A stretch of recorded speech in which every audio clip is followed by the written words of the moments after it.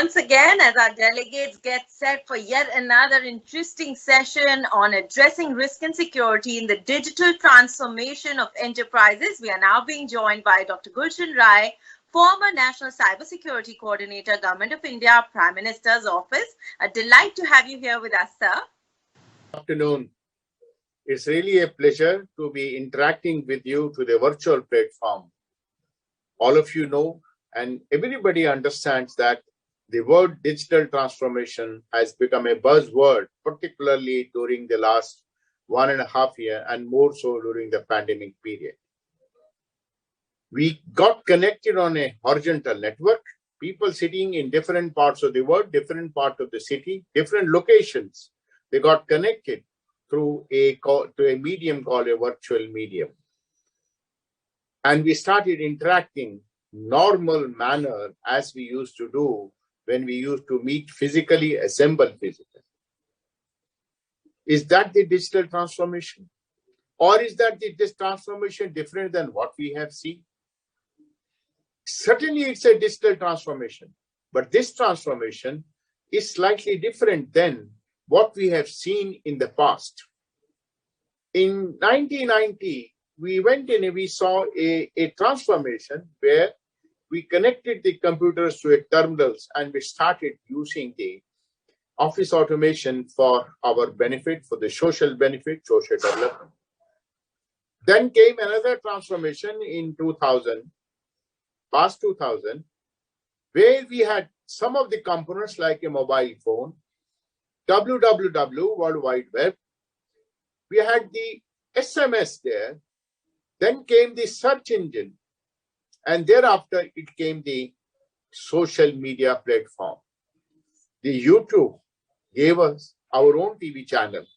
Social media gave us the facility to put our own website or our blog, or we can print a newspaper. That's a transformation, second transformation went there. The third transformation, which I mentioned in the beginning, is altogether a different transformation. Certainly, it's a transformation which takes into account the first two transformations, but it's far more disruptive than we had seen in the past. Of course, we will take some time to recover and get adjusted to the transformation, rather make effective use of this digital transformation. The components of the digital transformation are entirely different than what we were there in the past transformation. The important component of this transformation are the cloud, artificial intelligence, which again is a buzzword, machine language. We talk about IoT, Internet of Things, data analytics, cyber security, and so-called technologies like crypto and blockchain are very much a reality today. We are going to see the transformation after we come up with the 5G, full implementation of the 5G.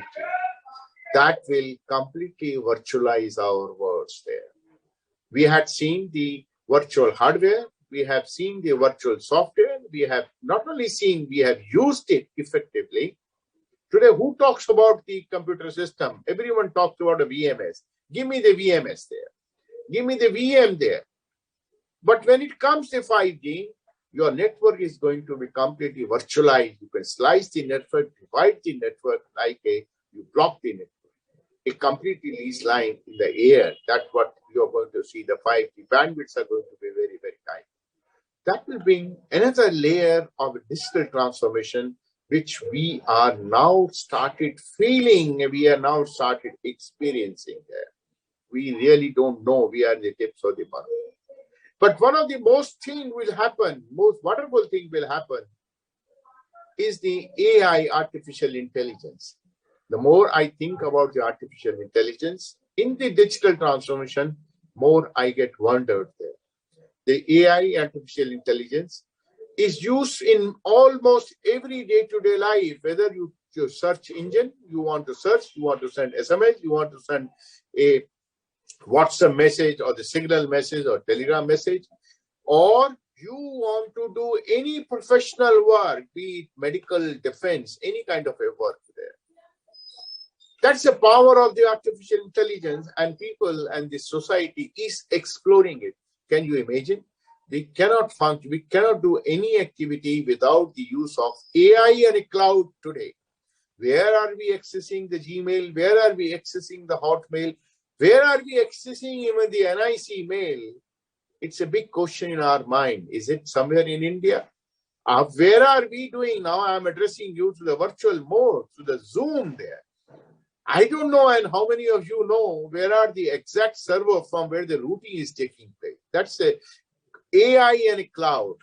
Friends, today we are not dealing with one technology. We are dealing with convergence of technology. That's the power of the transformation which we are going to see right now.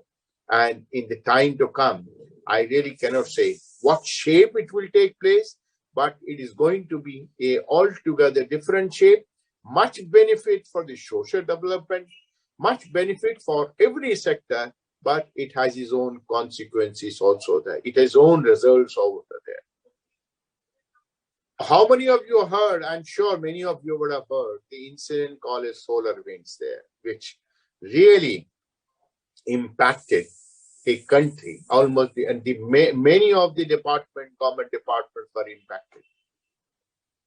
A class of hackers, people say it's a nation state hacker, far away from the USA, they utilized a company sitting in Texas and administrating or managing the networks of the government departments in a country.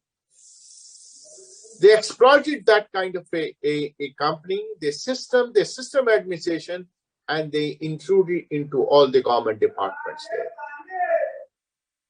Certainly, they would have used the artificial intelligence. Certainly, they would have used all the kind of systems, technologies which they have in command, software. Then today morning when I got up, I saw a news that a Microsoft, there were attempts to compromise the Microsoft software there. And this is a common kind of a thing. There are many hackers are after the Adobe product, this Microsoft product, largely because these are widely used by the people, common people, or by the professional people.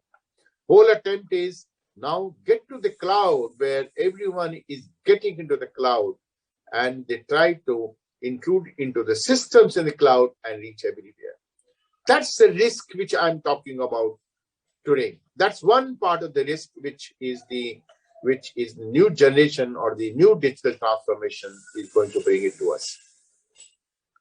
But the second type of risk which we have to largely bother about it, is that when we migrate to the cloud, which is a de facto position, we can't avoid migrating to the cloud because we are moving into the edge computing environment there.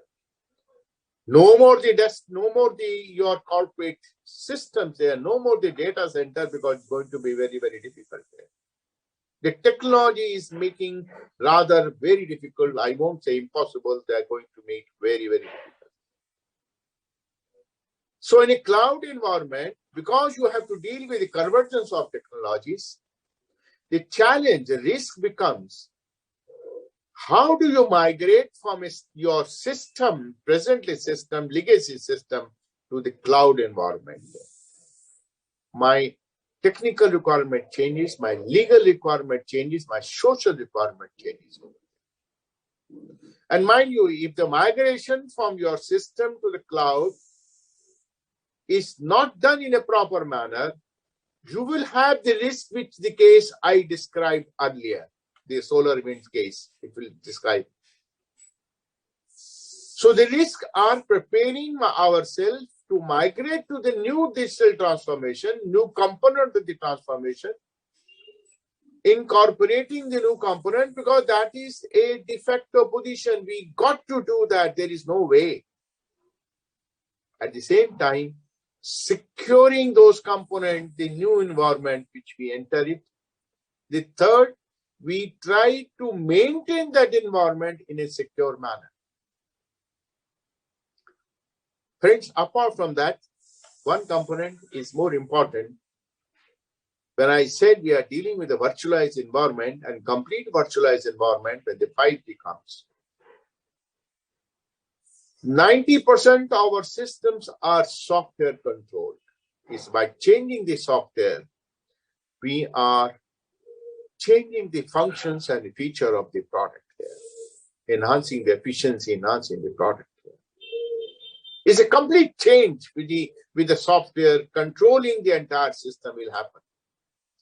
So the first factor of the security, which I said is SolarWinds case, and the second factor of your migration to or the adopting the components poses a great challenge, and certainly they have poses a risk also before us there.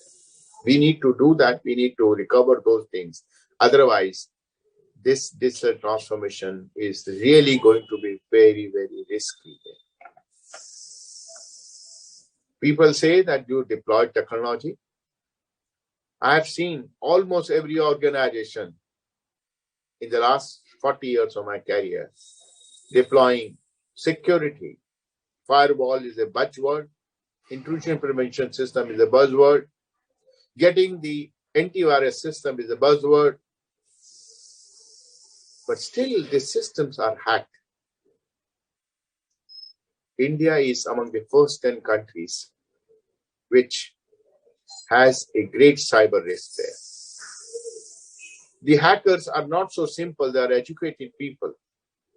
They designed the software script with a built-in AI engine, which can change the direction depending upon what is happening, what the steps someone has taken it. The AI engine can be your friend, but you don't know when it becomes your enemy if it is not properly employed, incorporated, migrated, or even tested. That's a risk which we are going to, which we may encounter when we move to the next digital transformation. It's a great task on us. Nothing is going to be individual, it's all going to be collective kind of environment. The trust factor in digital transformation is going to be very, very high. We need to have a trustful components. The three things which are going to matter. One is the interface, and that's why I say trust. Interface between the devices there, because the devices are going to be heterogeneous there. Heterogeneous environment across the globe, we are going to see that. The vulnerabilities in the software, I said 90% of the devices are made of software. Vulnerabilities of the software, and the third aspect which is going to create a risk is the process. The interfaces, vulnerabilities in the system, whether it is a hardware, software, and the processes there, which is going to determine the risk, how much risk you are going to have. And if we are able to follow these, we are able to minimize the risk and enhance the resiliency of our system. Among the three factors, we say people, process, and technology. Of course, the people have added the management also there. Is the people and process, they are very, very important. They have to design, they have to protect the interfaces, they have to determine, they have to bridge the vulnerabilities, and they are the people who have to lay down the processes and policies and implement the policies there. So we boil down to basically two factors apart from technology. Technology matters, in my view, 20 to 22%. Rest of the thing is the people process there. Almost it's a 40% each is the people and processes there. So if we have to mitigate, enhance our resiliency in the coming digital transformation where we have entered, we need to focus on the people and the process there. We need to skill the people in the different technologies, because every 2 years the technology is taking a different shape. Every 2 years they're going to see the disruption. Look at the disruption which will happen when we have electric cars there. The current workshop is going to be completely redundant there. My way of software is going to change there. In a work from home environment, we need to design, we need to define our new systems for working from home on the digital transformation. So we need to focus on people. People need to be trained regularly there. We need to focus on processes because of heterogeneity. Once you are internet, everybody is on internet there. Everybody you are connected to the world there. Is a processes which will address minimize your security, minimize your security risk, enhance your resiliency. The process will do. I'm glad that signs are very good. The few of the organizations, they are really very focused, and I see in general in India, the budget on the capacity development has gone up by almost 5%. That's what I have seen in the last 2-3 years there. The great realization of the importance of the people and process in the cyber risk and the awareness. I'm really grateful for Economics Times to arrange this kind of a workshop and a conference, and it will go a long way in highlighting the issues which will benefit to all of us by and large. Thank you very much.